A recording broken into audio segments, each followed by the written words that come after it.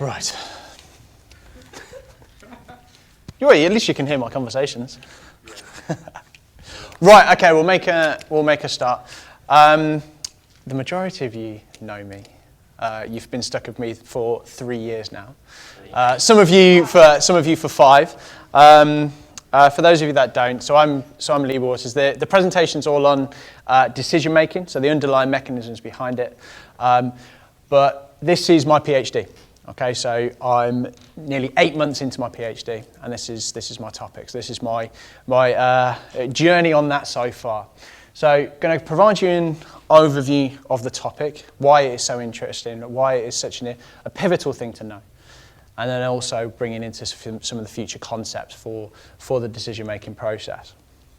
So, objectives would be to look at an overview of the topic, future studies, goals of the projects. So there's 4 studies that I'm going to be carrying out, one of which I'm part of the way through, and then provide insight into what's kind of going on. Individuals make innumerable amount of decisions every day. Okay, some can be reflective, some have to be immediate. Typically, within the world of sport, the ones that we're more interested in are the ones that take an immediate amount of time.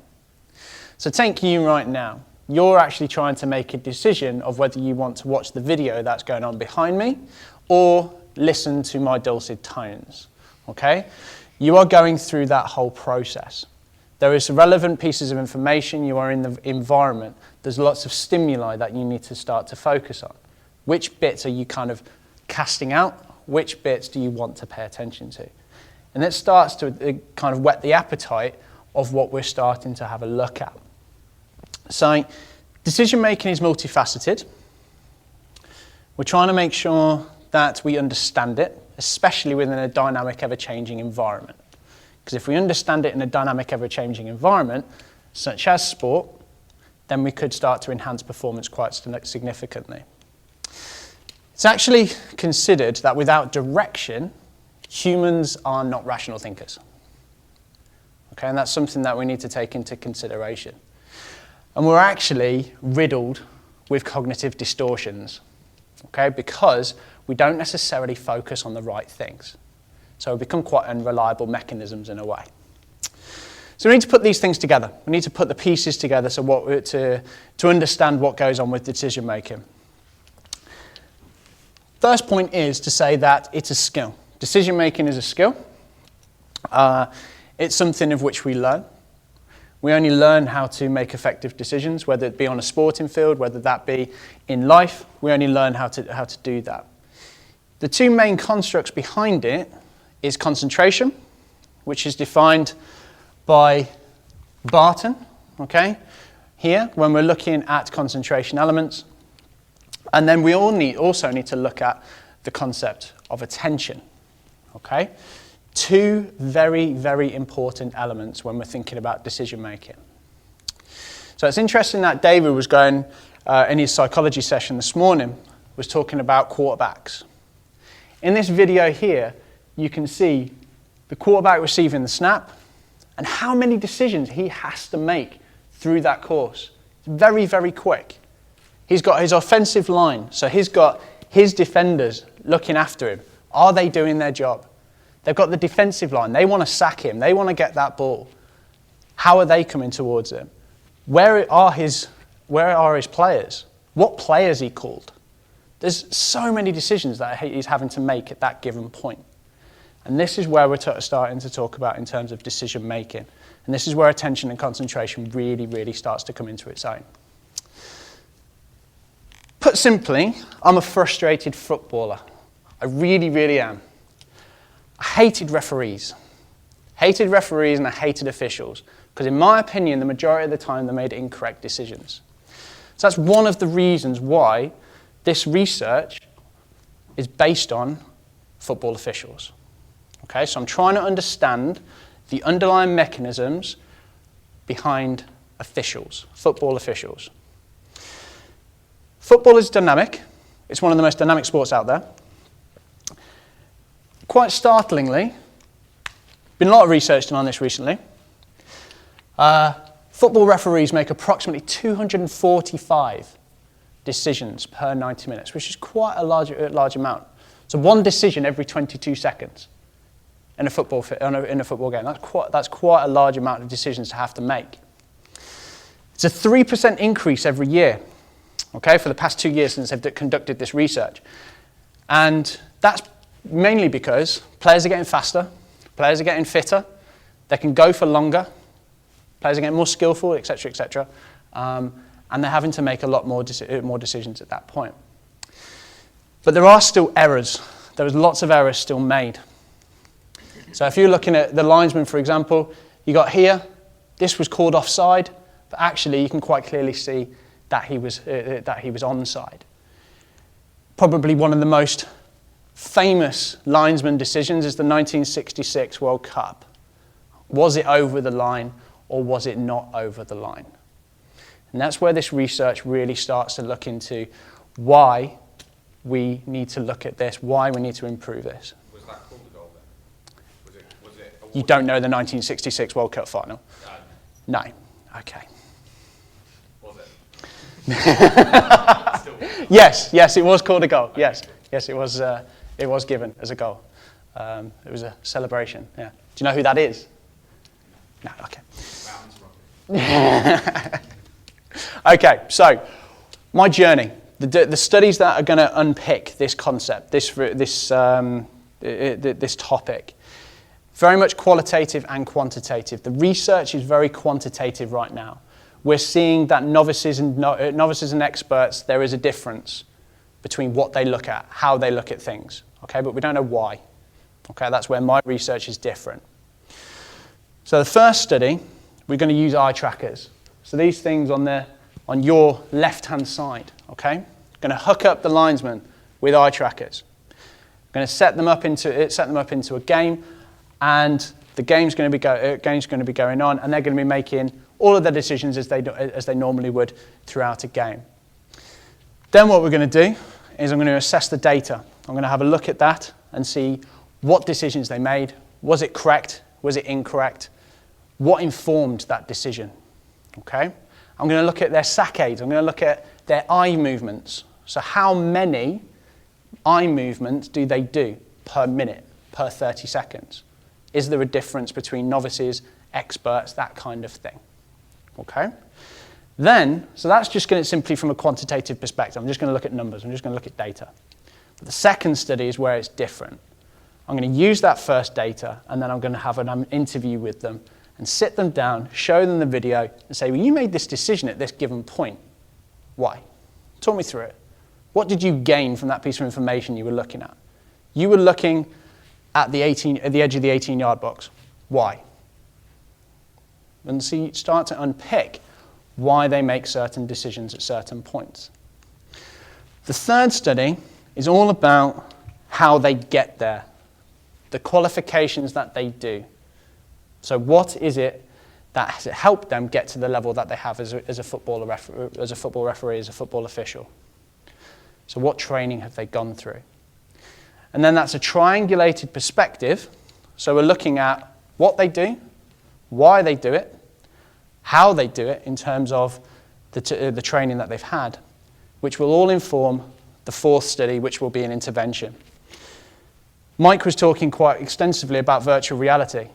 One of the interventions that we're looking to do will be virtual reality. So can a virtual reality intervention help a football official improve in their decision making? Okay, so that's where we're going to go. We're trying to address the current limitations. We're trying to have a look at what informs the decision making process. There's only probably one in, it's probably about 25, 30 people studying this right now in the world. So it's quite a unique thing to have a look at. And finally, the most important thing that's come from it really is to try and develop an intervention program that will help football officials. Okay, so that's what we're trying to do. We're very well aware that to produce excellence, something is going to go in terms of the performance curve. Okay, we've talked about this extensively at some certain points before, but we need to take this into account when we're using the interventions. So if it's going to be cross-sectional, if it's going to be quite a short hit, The most likely point is, if they've been introduced to something new, they may actually get worse before they get better. So with that study, that's something we're going to need to take into consideration. Because at this present moment in time, they're doing things and they don't necessarily know why. So when we bring it into focus, they potentially are doing things incorrectly. So they're conscious that they're doing things incorrectly. Then we need to make sure that they become more competent. And eventually, the intervention should be implemented to make sure that they are subconsciously competent. So as they move through, they become more au fait with what's going on. That's the plan for the intervention. That's the plan for the information that we're kind of going to be drawing on in terms of the research. Now downstairs, you have the BATAC board. It says that it's all about reaction time. Now the interesting thing about the BATAC board is that the majority of the studies that have been done on the BATAC board are done by people that are associated with the company BATAC. Okay? It's not necessarily been extensively done in empirical research. And no way am I saying that the research is wrong. And no way am I saying that they're lying. However, it's just a little bit interesting that that's the only research that is pretty much out there. Now, you could argue that the BATAC board is something to help with decision making. You've got an environment around you, you've got a stimulus, you've got relevant stimulus, and you've got irrelevant stimulus. You need to react to the relevant stimulus. So it's not only about reaction time, it's about decision making too. So you can see that in real action just from a point of view from having a go on the BATAC board downstairs. Very brief introduction to what's going to happen in terms of the research. It's very much in its early days. As I say, it's quite unique where we're at now, which is quite cool. And hopefully, in 3 years' time, we'll be working, 2.5 years' time now, we'll be working with the referees to implement these interventions and improve. So, yeah, thank you very much. Are there any questions with regards to this? Yeah? Yeah, that's really interesting. That's great potential. I'm just curious, obviously, there's a lot of talk about assessing cognitive performance there. Mm-hmm. Obviously, at the moment, there's quite an explosion of sports science support and the physiological tracking and things like that. Do you ever think we'll get to a point where we'll be able to address and quantify cognitive load? Yeah, it's a very interesting thing. Nathan's just gone out, but we attended a conference not so long ago with Catapult actually, and they were saying the goal is to replicate this, so everything is on the same device. One of the things that they were saying was how they actually do that. Do they implant it? So do they surgically implant it into the brain, which then has ethical conditions, because then who controls that data? Because it's always switched on, which is an interesting concept. Can we even ever do that? I don't know. But in terms of being able to measure cognitive functioning and things like that, we're already there. We can see thoughts. Okay, we don't know exactly what they're thinking, but we can see where the blood flows at certain points of the brain. So from a neuro perspective, we can see what's going on. We can see when people are getting stressed, anxious, motivated, when they're getting excited, we can see when they're happy, all those kind of stuff. Through systems such as the Nexus, we can see that quite happily. Will it be able to, so say in a game, real live data, because the Nexus, you can't hook I'm not going to give a Man City example. You can't hook Paul Pogba up with a Nexus, because it's quite a clunky piece of equipment right now to get the cognitive functions. So you can only base it on observations. Will we be ever at that point? Probably, but we're just some way off that. Oh yeah. So like obviously officials make decisions all the time. Yep. don't they? And some of them are controversial or incorrect or Yep. correct. How would you categorise whether, say, that was a foul, whereas I might think it was, whereas you know, So you take away the subjectivity. Yeah, very very interesting point. And one of the things for this research, what we're actually looking at, we're trying to narrow it down to these simple points as possible. So something I really breezed over was the decision that we're focusing on is the ball out? So i.e. should it have been a throw in, that kind of thing, and offside. So we're literally focusing on those two decisions. So we're not focusing on the fouls, because that can be massively open to interpretation. If on a Monday after a Saturday, Premiership referees getting put into a room, they'll discuss all of the weekend's decisions, and even in that room of professional referees, if there's 20, 10 of them may say it was a foul and 10 of them may say it wasn't. So there's going to be subjectivity there. So to take that out of the research, offside, ball out, yeah? And then what informs that decision?